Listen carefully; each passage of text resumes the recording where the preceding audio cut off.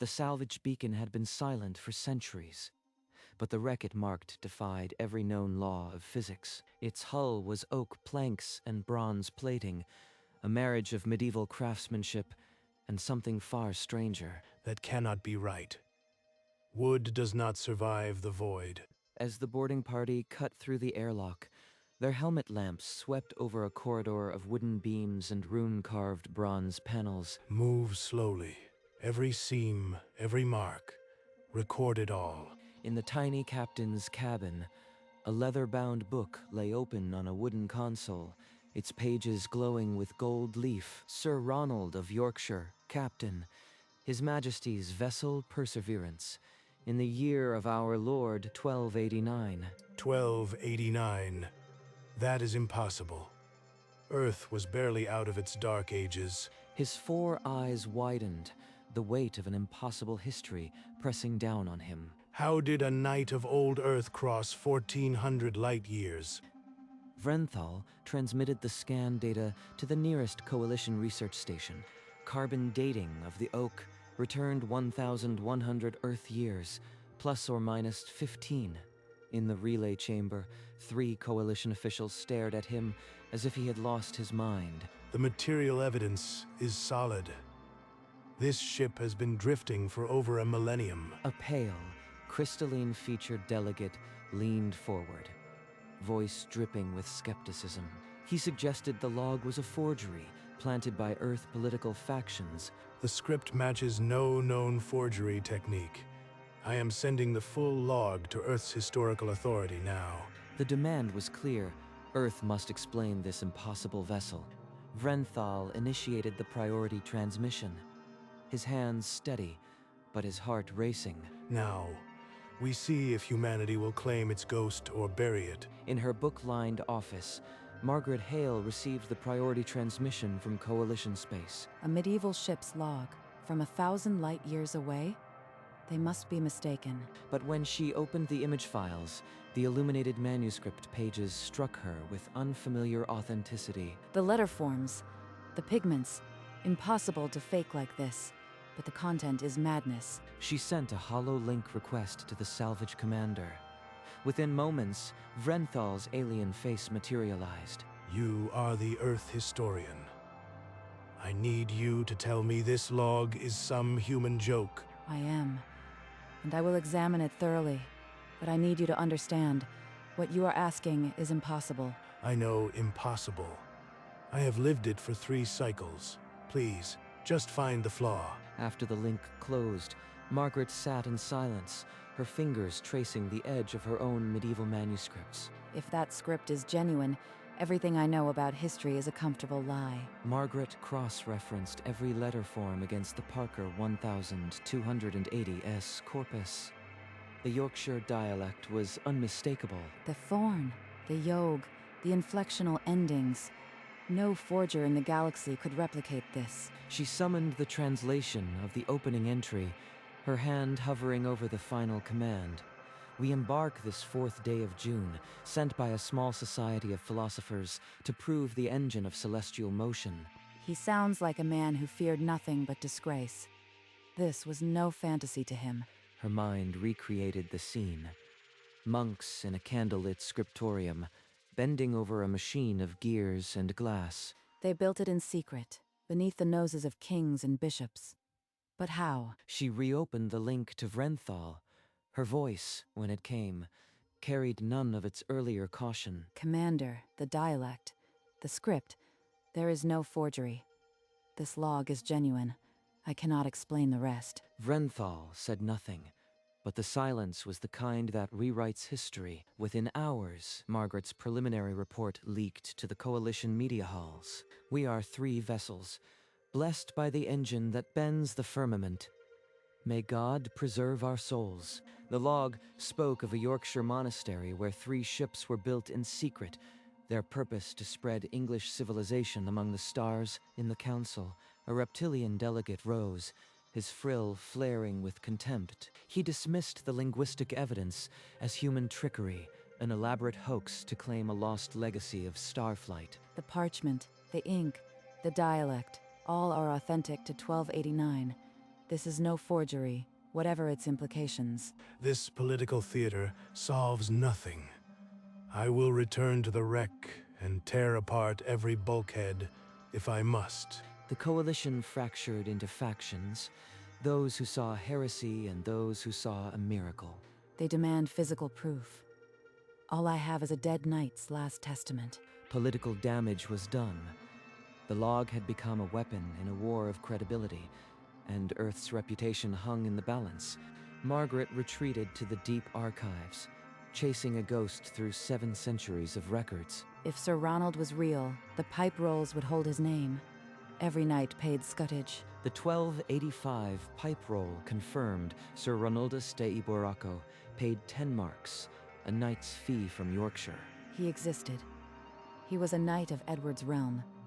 And in 1289, he vanished from every record. The official register noted his disappearance without cause, a quiet erasure from history. She then unearthed the royal charter of St. Elred's Priory, granted for uncommon philosophy and the pursuit of hidden knowledge. The priory lay in a secluded Yorkshire valley, dissolved under mysterious circumstances in 1320. Commander, I have a name, a date, and a place. The log is anchored to real history. Then we need to dig there. Will your government permit it? The Earth government, cornered by the archives, authorized a full archaeological survey of St. Elred's. The pressure now fell on the ruins themselves. While Earth prepared to dig, Vrenthal returned to the derelict to translate the log's later entries. The other 2 ships were lost to a great light abroad. We are alone now in the sea of stars. The engine falters.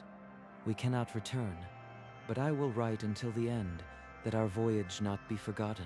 I die in my bunk alone. This log I leave for whoever may find it, in hope that England returns. Vrenthal stepped into the captain's bunk. There, wrapped in a faded surcoat, lay the skeletal remains of Sir Ronald. 700 years, and still you wait for a home that forgot you. He was real.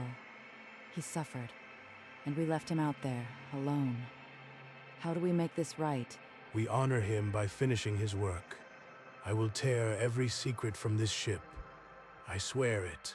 The transmission cut, but the silence it left was heavier than any debate. A knight's last words had reached the living, and in the derelict, Vrenthal stood vigil. The weight of an entire civilization's forgotten dream pressing upon his shoulders. Vrenthal's scanner found a hidden cavity behind the captain's bunk. He pried the panel open with bare hands. Inside lay a second manuscript, its pages illuminated with gold and ochre diagrams, the engine of celestial motion, by which the firmament's light is bent and the distance between stars made small. Vrenthal opened an emergency hollow channel. Margaret's face appeared, eyes still red from earlier. Show me every line. I need to see the script. She studied the high-resolution scan, her magnifying glass hovering over the intricate copperplate text. The technical Latin matches the log's descriptions precisely. This is no coincidence. This diagram describes a method to manipulate dark energy. It's theoretically sound, impossible for the 13th century. Within hours, the Coalition Science Directorate assigned its top physicists to the file. For the first time, the log's claims were not a ghost story. They were a blueprint in a sealed physics lab. Earth's top team overlaid the medieval diagram with quantum field equations. The match was not approximate. It was perfect. The monks had described dark energy manipulation using bent light. The lead physicist dropped her stylus. The clatter echoed in the stunned silence. She turned to the camera feed and stated the impossible. They cracked the science in a single afternoon, but how could 13th century monks have known? The Coalition Science Board issued a formal statement. The design was theoretically sound, its origin unknown. Within the hour, the discovery burned across every news channel on Earth and beyond. History just broke into pieces. Every textbook is wrong. Vrenthal, this changes everything. We need to find out how they learned this. And behind the celebration, a deeper question began to whisper. What other knowledge did humanity bury? Margaret spent another sleepless cycle in the archives, pulling the dissolution charter of St. Elred's. Dissolved in 1320. Monks scattered, officially for minor heresy, but the timing is too convenient. She saw the pattern. The crown and church had buried the knowledge. Fearing its power, she confronted Earth's highest authorities via holo conference. Their reply was cold. You would bury this again? After 7 centuries of silence. A faceless official cited cultural destabilization, the danger of rewriting history too quickly. If you suppress the truth, you betray those who died for it. They fear the past more than they honor it, but I cannot stop now. Then her personal datapad flickered with an encrypted message from an unknown sender. The truth lies beneath the fallen lintel. A friend of St. Elred's. Margaret arrived at St. Elred's in the cold dawn. The fallen lintel exactly where the message said. Her portable scanner pulsed, and beneath the stone, a geometric void appeared. The scanner revealed a stairwell descending into darkness, untouched for 7 centuries. 7 centuries of silence, ending with these steps.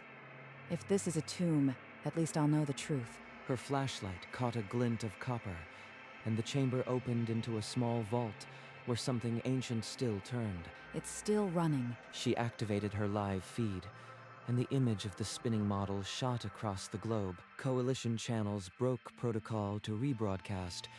Within minutes, Earth and its neighbors saw the impossible. This is Margaret Hale.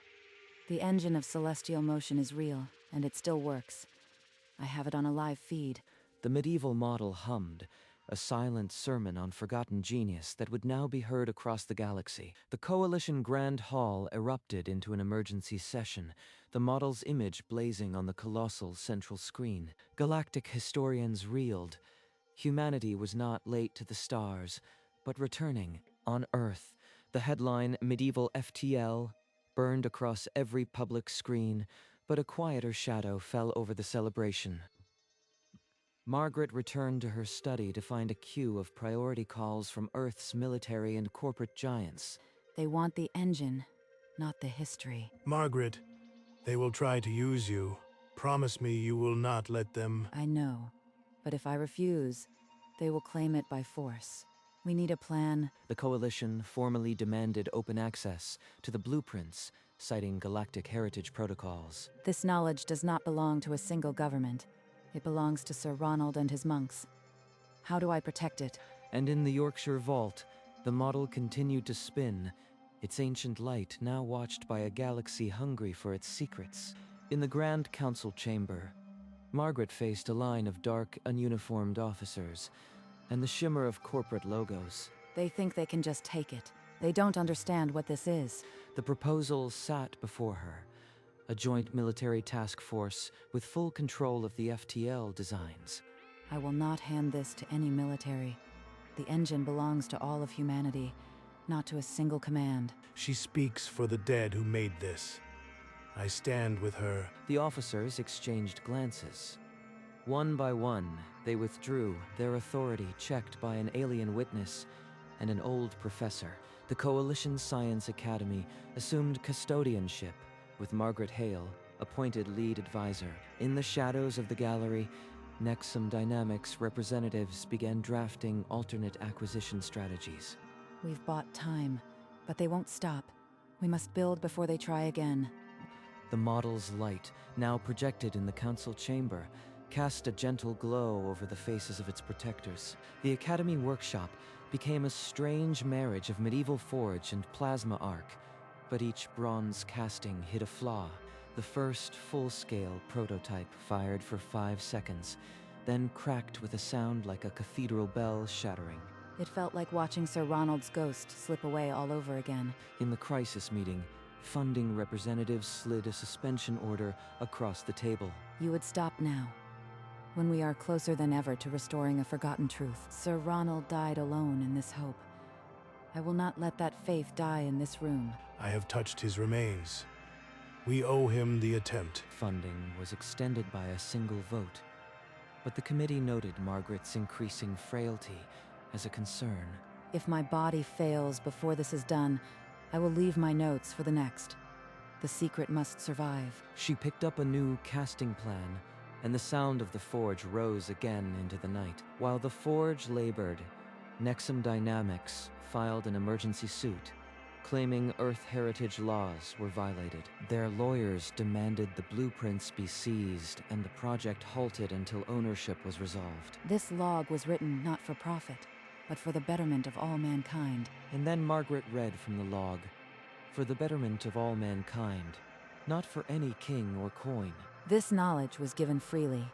To lock it away now would be a second betrayal. I bear witness to the death of Sir Ronald. His testament is not a commodity. The Interplanetary Court ruled in favor of public domain, citing the log's own words as the highest authority. We won, but the weight of it, I can barely stand. As the session ended, Margaret's knees buckled. Medics rushed forward, but Margaret only shook her head and pointed weakly toward the forge. A news flash confirmed the drive's success, and Renthal's request for Earth landing was granted within the hour. The shuttle touched down on the Yorkshire moor, the long shadow of the Sir Ronald II's hull cast by the setting sun. Margaret met him at the edge of the landing pad, her frail frame braced against the wind. I have carried this since the derelict. It is time for you to hold it. He placed the log in her hands, and for a moment, neither spoke. He wrote this for England, and England is ready. She looked up at the bronze and oak giant that would soon follow his path. I will be on board. His story will not be a ghost any longer. Then let this old heart last long enough to see it rise. Together they walked the length of the hull, the log a bridge between centuries. In the helm, she ran her fingers over a wooden rail carved with the Yorkshire rose. Every plank, every rivet, we rebuilt his dream. He would be proud. Margaret, you deserve to stand on its deck when it enters the stars. I belong here, on the ground that gave him purpose.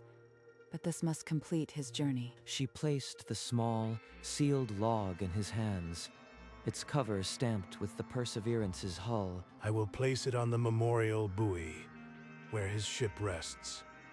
He will know England returned. They embraced, two guardians from different worlds, united by a 7-century-old promise. Then she stepped back, and he ascended the ramp without looking back. Go. I will watch. And afterward, I will sleep. The launch pad hummed with final preparations, a silent hymn to the dawn that was coming. Media, drones, and dignitaries gathered on the moor, their lights a false constellation in the pre-dawn dark. A Nexum operative was tackled at the fuel depot, his datapad filled with corrupted ignition protocols. The plot was arrested in seconds, yet the silence afterward was thicker than the moor fog. Margaret refused sleep, her portable console in hand, checking every system one last time. Drive calibration, seal integrity, trajectory. She rechecked them until her knuckles ached. I've waited 20 years. I can wait one more night. If Sir Ronald could watch through the long dark of 1289, so can I. As the first light brushed the ship's bronze hull, the air itself seemed to hold its breath. 7 centuries ago, a knight stood on the same ground and watched his vessel rise to meet the stars. Now, after a millennium of silence, it was her turn to send them off. The final countdown echoed across the moor. A silence deeper than sound fell over the crowd. Not fire, but a golden aurora spiraled from the stern, a medieval dawn made real. In the crowd, Margaret felt the warmth on her face, tears cutting through the dust. He kept his promise.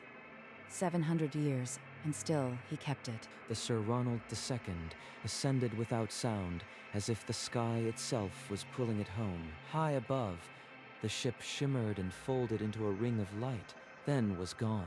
The dreams of the philosophers fly with us. Sir Ronald, this is for you. On the ground, Margaret lowered her hand, but her smile remained, carved deep.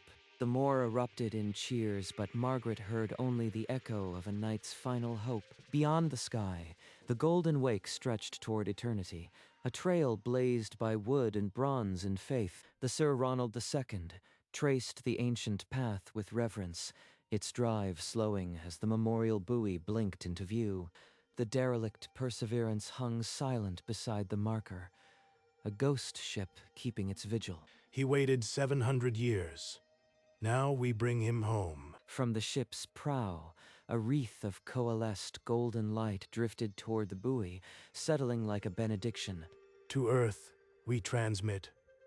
We are here. We remember.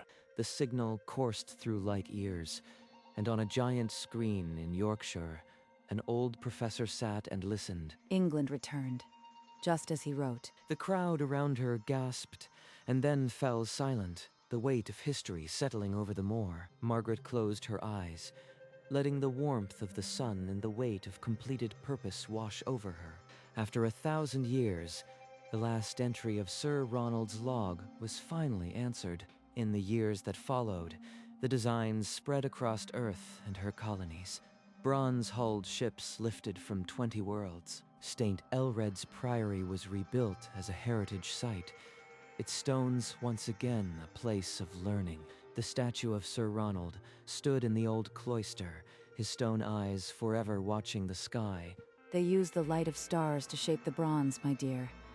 The old monks knew more about quantum resonance than we do. She passed the torch without ceremony, a quiet moment between teacher and child. The original log found its final home in the British Library, sealed in a case of inert gas. The final entry glowed under the protective glass. I have hope that England returns. A small plaque added in the 25th century read simply, answered. And in the great hall of the Coalition, a medieval tapestry of knights among the stars was hung in honor, and the journey that began with a forgotten knight now shaped the path of worlds. Decades later, in a quiet Yorkshire care home, a very old woman adjusted her tablet to a live feed from orbit. The Sir Ronald III rose on the same golden aurora, built by a generation she had taught to trust in old light. They still carve the rose on the helm. Good. Then she closed her eyes, and the ancient words returned as if spoken by the knight himself. I have hope that England returns. From Earth, a fleet of bronze ships spread across the night, their wakes a promise kept. Margaret's hand relaxed on the tablet. The weight of a lifetime's vigil finally lifted. The knight's prayer had become a civilization's compass, and on the Yorkshire moor, the launch site lay quiet beneath a sky that was no longer a boundary, and the light that had been lit in 1289 would never go out.